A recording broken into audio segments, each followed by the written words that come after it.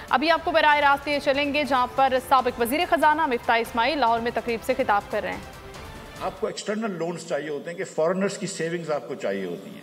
तो जब आप पावर प्लांट लगाते हैं, चीन आपको पावर प्लांट लगा के दे रहा है और कर्ज पे दे रहा है, तो वो चीन के लोगों की जो सेविंग्स है वो पाकिस्तान में आके इन्वेस्ट कर रहा है चाइनीज, और फिर आप उसको नफा देते रहेंगे। तो जब आप बजट डेफिसिट करेंगे तो साथ साथ आपका करंट अकाउंट डेफिसिट होगा। इसको इकोनॉमिक्स में ट्विन डेफिसिट्स कहते हैं कि जितना बजट डेफिसिट ज्यादा होगा उतना करंट अकाउंट डेफिसिट भी होगा। तो अगर आप 10-10 अरब 6-6 हजार अरब रुपए के बजट डेफिसिट करेंगे तो आप करंट अकाउंट डेफिसिट भी करेंगे। तो अब इस साल हम 7500 अरब रुपया टैक्स लेंगे। अब मैं इस साल के बजट की आपको बात कर रहा हूं कि 7500 अरब रुपया टैक्स लेंगे, 4500 अरब रुपया उसमें सूबों को दे देंगे और आपके पास 3000 अरब रुपया वफाकी हुकूमत के पास रह जाएगा। वफाकी हुकूमत का खर्चा जो है वो इस साल तकरीबन 10,500 का है, तो 7000 अरब रुपए का तकरीबन आपको इस साल डेफिसिट होगा। अब आप तस्वुर करिए कि अगले साल जो है वो आपका बजट जो है उसमें टैक्स कलेक्शन डबल हो जाए, जो कभी भी मुमकिन नहीं है, लेकिन आप तस्वुर करें कि डबल हो जाए। और आप ये भी तस्वुर करें कि एक भी पैसे का खर्चा ना बढ़े, जो भी मुमकिन नहीं है क्योंकि 20-30% महंगाई है, लेकिन आप अस्यूम कर लें।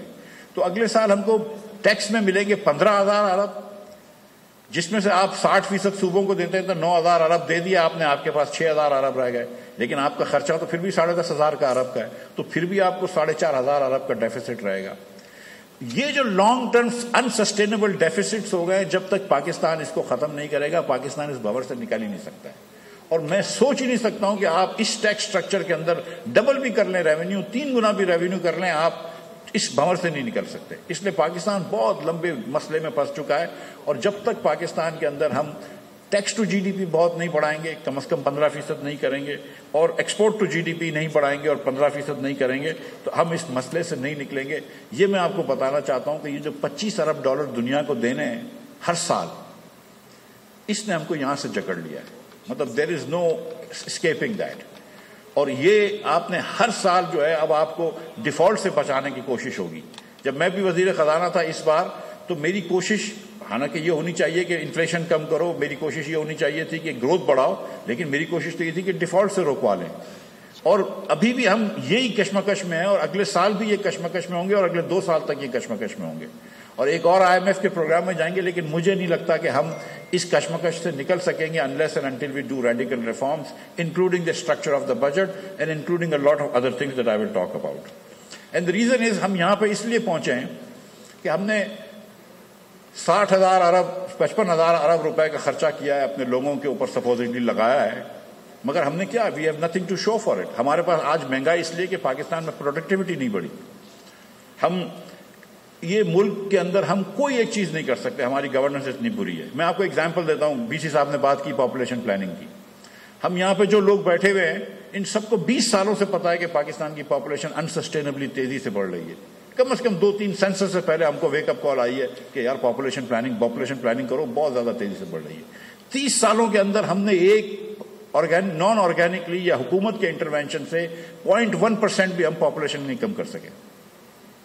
बांग्लादेश जब हमसे अलग हुआ था तो उनकी पॉपुलेशन 55% थी, हमारी 45, उनकी 45 थी, हमारी 50 थी। आज वो 16 करोड़ पे खड़े हैं, हम 23 करोड़ 44 लाख पे खड़े हैं। One big difference between us and Bangladesh कि उन्होंने पॉपुलेशन प्लानिंग करी। तो एक मैं आपको एग्जांपल दे रहा हूं कि पॉपुलेशन प्लानिंग 20-25 साल से लोगों को पता है, हुकूमत पैसे भी खर्च करती है, 0.1% फर्क नहीं कर सकी है। आप एग्जांपल ले लें टेररिज्म का। One reason Pakistan has not been able to export anything, और कोई $30 बिलियन का एक्सपोर्ट इस इकोनॉमी में कुछ भी नहीं है। हम ये एक्सपोर्ट क्यों नहीं कर सकते?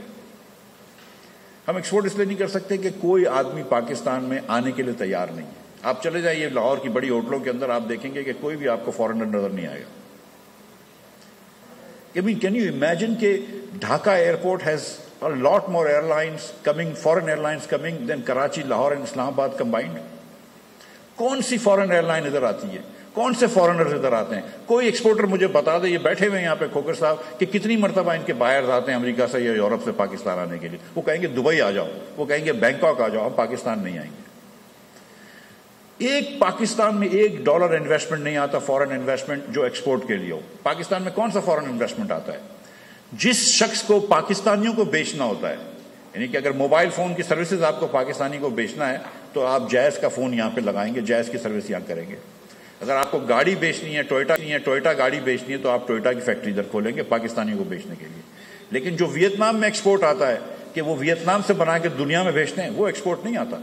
सिर्फ सैमसंग का एक्सपोर्ट वियतनाम से मोबाइल फोन का $68 बिलियन का है, और ये पाकिस्तान और वियतनाम का 92 में एक्सपोर्ट बराबर था। आज उनका 300 बिलियन का एक्सपोर्ट है, हमारा 30 बिलियन का है। श्योरली हमारे जो एंटरप्रेन्योर्स हैं इतने तो कच्चे नहीं हैं, इतने तो वीक नहीं है। ये गवर्नमेंट पॉलिसीज हैं। एक पैसे का एक्सपोर्ट नहीं बढ़ा सके बल्कि कम किया है। 1999 में हम 0.18% दुनिया का एक्सपोर्ट करते थे। 1999 में 0.18% दुनिया का एक्सपोर्ट करते थे, आज 0.12% कर रहे हैं। 2008 में हम 2002 में हम 16% हमारी एक्सपोर्ट टू जीडीपी थी, कि हमारी जीडीपी का हम 16% एक्सपोर्ट करते थे।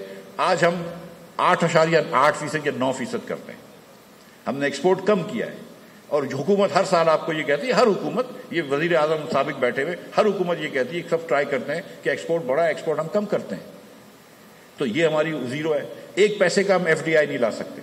जिसको पाकिस्तानी को नहीं बेचना है, the Pakistan is not a choice destination for any country, any company. Think about this, कि कोई कंपनी जिसको एक्सपोर्ट करने हैं जूते एडिडास के या नाइकी के, कोई वियतनाम चले जाता है, कोई कंबोडिया चले जाता है, कोई बांग्लादेश चले जाता है, कोई कहीं चले जाता है। पाकिस्तान में कोई भी नहीं आता। पाकिस्तान से जो एक्सपोर्ट होता है वो पाकिस्तानी करते हैं। कोई फॉरेनर आके यहां पे इन्वेस्ट नहीं करता। बांग्लादेश में जाके देंगे, textile mills are owned by Koreans, garment companies are owned by Koreans and Chinese, no what in not in Pakistan. उसके बाद हम बात करते हैं तालीम की। 20-30 साल से तालीम का मसला है, हम सबको पता है, राइट। पाकिस्तान के अंदर एवरेज बच्चा हुकूमत की स्कूल में पढ़ने वाला मैथ में भी फेल होता है और साइंस में भी फेल होता है। He fails both in math and science. Math में 27 नंबर हैं और साइंस में 31 नंबर हैं। पाकिस्तान के अंदर 35,000 मदारिस हैं, शायद, पता नहीं है। कि हुकूमत 10-20 सालों से कोशिश कर रही है कि इनको रजिस्टर कराएं। अब 12,000 रजिस्टर हुए हैं। 35,000 में से सिर्फ 12,000 रजिस्टर हुए हैं। हम रजिस्टर नहीं कर पा रहे। हमको निसाब तो कर ही नहीं सकेंगे कि क्या पढ़ा रहे हैं, क्या नहीं पढ़ा रहे। हुकूमत की स्कूलें आप देख लीजिए। मैंने एक तजवीज दी थी कि एक वाउचर्स दे दें पेरेंट्स को। हुकूमत खर्च करती है पंजाब में 31,000 रुपया या 32,000 रुपया साल का फर स्टूडेंट के ऊपर। केपी और सिंध में वो 40,000 रुपये खर्च करते हैं without any better result, worse result in fact. And Balochistan में वो हुकूमत जो है वो 50-60,000 रुपये खर्च करती है फी बच्चा, अगेन विदाउट बेटर रिजल्ट। तो मैं ये कहता हूं कि जब पच्चे के ऊपर आप 5,000 रुपया खर्च कर रहे हैं महीने का, उस बच्चे के पेरेंट्स को वाउचर दे दें कि यार तुम किसी प्राइवेट स्कूल में डाल दो, अगर तुमको डालना है हम 5,000 रुपये तुमको दे देंगे। और नहीं तो पब्लिक स्कूल में पढ़ते रहो, बिस्मिल्लाह। अगर पब्लिक स्कूल अच्छी है तो पब्लिक गवर्नमेंट स्कूल में पढ़ाता रहेगा, अच्छी नहीं है तो पेरेंट्स को चॉइस दे दें। उस पर बड़ा मुझे पुशबैक आया है, और अंग्रेजी कॉलमिस्ट में लोगों ने कॉलम में लिखा है मेरे खिलाफ, जो खुद लोग अच्छी स्कूलों में गए, मैं नाम नहीं लेता हूं, वो बड़ी मुझे पुशबैक कर रहे हैं कि ये कैसे कह सकते हैं आप। भाई हुकूमत की जिम्मेदारी है, पैसे दे दो, हुकूमत तो नहीं, लेकिन निसाब का, एजुकेशन का स्टैंडर्ड अच्छा करे। हुकूमत फेल हो गई तो गवर्नेंस एजुकेशन में भी फेल हो गई आपकी। हायर एजुकेशन को हमने तबाह कर दिया है। हमारे पीएचडी प्लेजराइज्म के मास्टर हैं। हमने एचईसी के अंदर सियासत शुरू कर दी, लेकिन अभी I want to talk about the problems of the masses and not very few. उसके बाद पाकिस्तान में 15-20 साल से मसला स्टंटिंग का, कि पाकिस्तान में 40% बच्चे स्टंटेड हैं और 17.8% बच्चे, 7% बच्चे वेस्टेड हैं, 18% बच्चे। तो तकरीबन दोनों मिलाकर 58% बच्चे या स्टंटेड हैं, यानी कि उनका, या वेस्टेड हैं। स्टंटेड का मतलब है कि उनकी एज के मुताबिक उनकी हाइट नहीं है, यानी कि 5 साल इसको खुराक कम मिली है तो उसकी हाइट उधर तक आई नहीं है। और वेस्टेड का मतलब है कि उसकी हाइट के मुताबिक उसका वजन नहीं है, यानी कि पहले तो साल में मिलती थी, लेकिन पिछले साल इसको खुराक इतनी कम मिली है कि वजन कम हो गया है। जो बच्चे स्टंटेड होते हैं और वेस्टेड होते हैं वो बच्चे होते हैं जो रात को भूखे सोते हैं। लाखों बच्चे पाकिस्तान में, करोड़ों बच्चे पाकिस्तान में भूखे सोते हैं। हम ऐसा मुल्क चला रहे हैं। ये मुल्क को हम 75 साल के बाद भी बच्चों की भूख से आजाद नहीं कर सके। ये कौन सी इफेक्टिव गवर्नेंस है?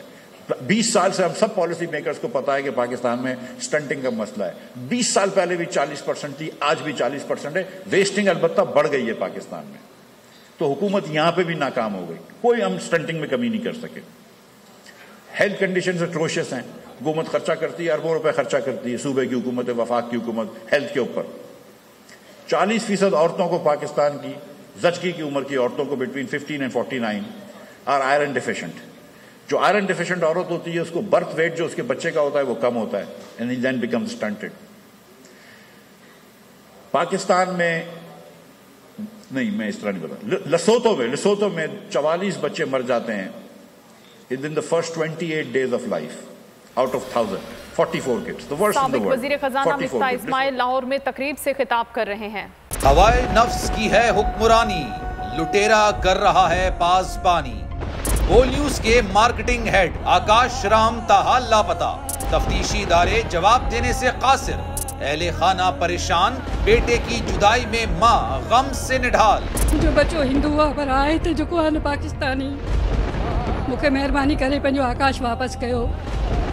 हुकूमत से बेकसूर और मुहिब्बे वतन बेटे की बाजियाबी के लिए फरियाद। आकाश राम के अगवा के खिलाफ अहले खाना की जानिब से सुप्रीम कोर्ट में दरख्वास्त दायर। सुप्रीम कोर्ट के चीफ जस्टिस उमर अता बंदियाल से आकाश राम के अहले खाना की जल्द समाअत की इस्तदा।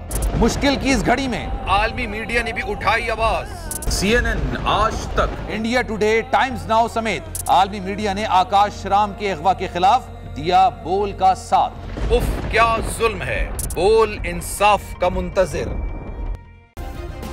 सब्सक्राइब करें और बेल दबाएं ताकि कोई खबर रह न जाए।